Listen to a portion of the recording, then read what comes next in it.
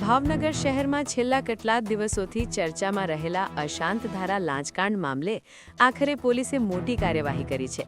અશાંત ધારા હેઠળ મિલકત ટ્રાન્સફર કરાવવાના કેસમાં લાખોની લાંચ માંગનાર ડ્રાઈવર મોમીન પઠાણની નીલમબાગ પોલીસે ધરપકડ કરી લીધી છે।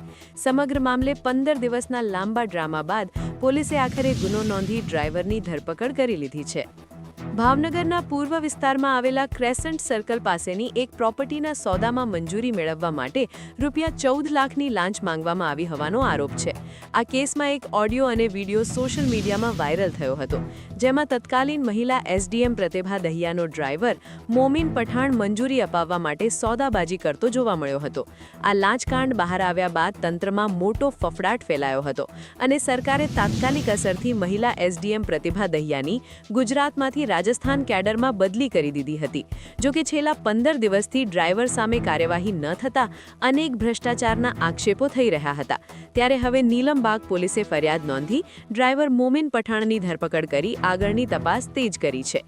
આ ધરપકડ બાદ હવે જોવાનું એ રહેશે કે શું આ લાંચકાંડમાં અન્ય કોઈ અધિકારી કે કર્મચારીઓની સંડોવણી ખુલે છે કે કેમ, અને પોલીસ તપાસમાં વધુ કેવા ધડાકા થાય છે।